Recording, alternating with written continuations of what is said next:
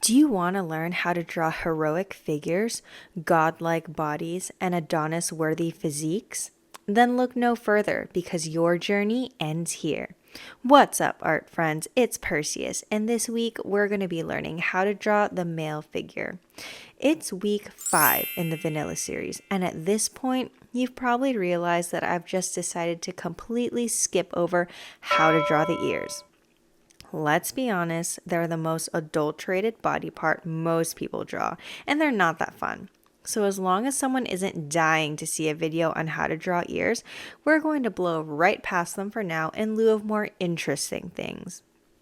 What are these more interesting things? Bodies, people. Bodies. I'm talking sexy Abercrombie and Fitch worthy bodies, hot enough to make your sweet old grandmother blush. This week, we'll be going over the male figure, and next week, we'll be learning how to draw the female figure. So be sure to hit that subscribe button and the bell icon to stay tuned and always ready. Now, without further ado, let's get started. Today, we're going to build this body from the most basic structure to the final completed construction.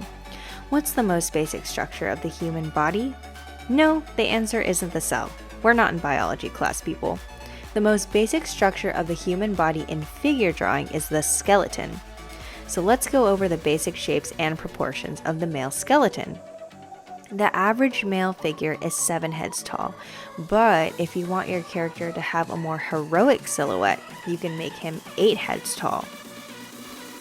The skeleton is composed of the head, which we'll represent with a simple oval. From the head, we will then draw the spine with a simple line or an S shape for a more dynamic figure, which we'll cover in a later video.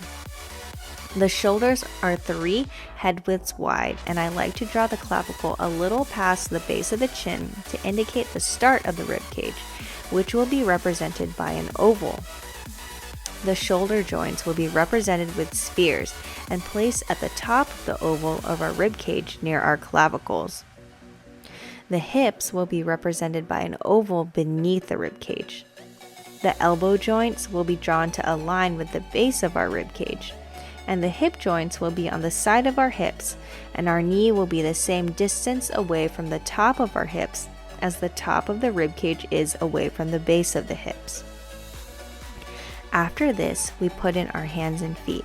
For this video, we're going to represent our hands as these mitten shapes and our feet as shoe shapes for the sake of simplicity and the length of this video. We'll go over hands and feet in a later video. I like to draw the tips of my fingers to end halfway down the length of the thigh. The feet will also be approximately the same distance away from the knees as the length of the thigh. We can then connect everything with lines to represent our long bones, and we have the most basic structure of the human skeleton that we can draw in a variety of poses. After we've laid the foundations of our character's body with the basic skeleton, we can now draw over it with rough shapes to indicate the musculature beneath. Let's start with the neck and shoulders. We draw the neck like a neck, strong with the width being slightly less than that of the head. The bulk of the shoulders is composed of the trapezius, which can be drawn like a triangle from the neck to the second part of the shoulders, our deltoids. Moving down, we can draw the pecs of our characters by dividing the oval of the chest into quadrants and using the upper half as the pecs. You'll notice that the deltoids will cover the pecs slightly, and the biceps can then be drawn beneath our deltoids.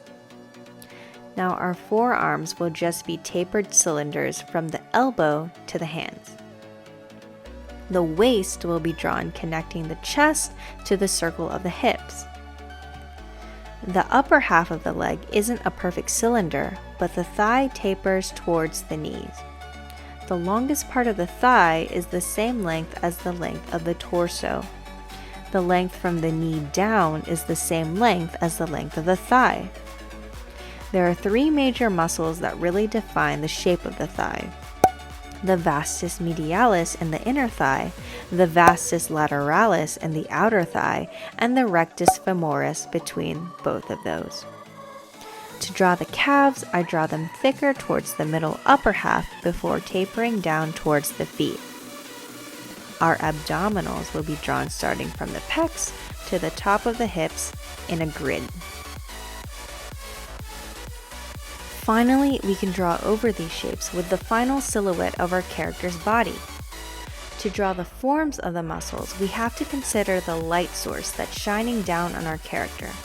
The parts of the body that are in shadow will be darker and outlined in comparison to the parts of the body being illuminated by the light source. You can see that I even made some minor tweaks to the character's proportions, specifically the arms. There's nothing wrong with playing with the proportions of the body a bit after you have the whole character down on your paper. The reason why is because it's easier to adjust after we see the proportions of one part of the body in comparison to others. And there you have it, the basics you need to know to draw a swole, Calvin Klein model-worthy body. Hit the like to show love, comment if you have any questions, or hit that subscribe button to be the first to see next week's video on how to draw the female body. Ciao!